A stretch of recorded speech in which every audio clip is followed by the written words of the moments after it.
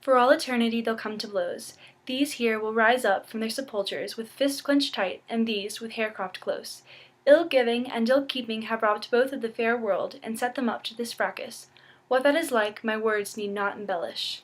In Canto 7, Dante and Virgil find themselves in the fourth circle. The fourth circle is the circle of avaricious, also known as the hoarders, and prodigal, also known as the squanderers. In the fourth circle, those who have lived a life of greed are punished for their sins by having to throw rocks at one another while spitting out crude remarks attacking their opponent's money management. At the beginning of Canto 7, when Virgil and Dante enter the fourth circle, they find themselves face to face with Plutus. Plutus is the demon protector of the fourth circle. Dante becomes extremely frightened by Plutus and is encouraged to move forward by his guide through the underworld, Virgil.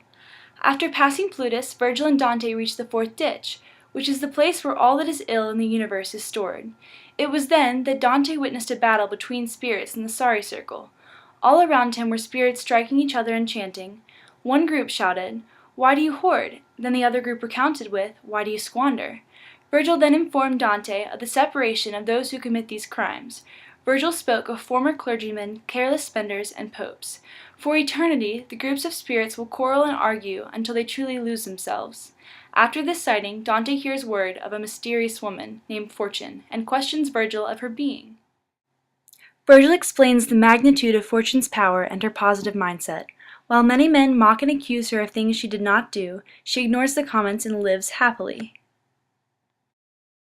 Later on, Dante and Virgil follow a gloomy stream to the Styx. The Styx is an important swamp in the fifth circle of the underworld. The fifth circle is the circle of the wrathful and the sullen. In the fifth circle, the spirits suffer punishments based on their type of anger. In the Styx, Dante sees the bodies of naked people barbarically fighting one another. It is then that Dante understands the detriment caused by greed and fury.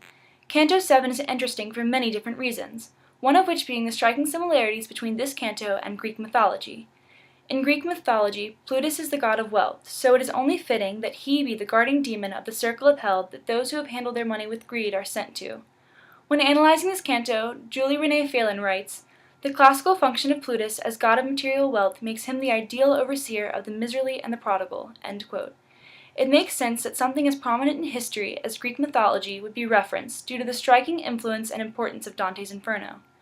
When addressing the influence of the poem, David Loomis writes, "Dante and the Divine Comedy have had a profound influence on the production of literature and the practice of literary criticism across the Western world, since the moment the comedy was first read." End quote. In Canto 8, Dante remains in the fifth circle, also known as the circle of the wrathful and the sullen. Once Dante and Virgil have reached the base of the tall tower, their eyes are drawn to flashing flames in the distance. It is then that Virgil points out the demon. The demon Pelagius is steering a small boat in the distant marshes. When Dante and Pelagius come face to face, Pelagius accuses Dante of being a mischievous intruder. In order to calm the demon down, Virgil says, "We're yours no longer than it will take to cross the muddy sluice."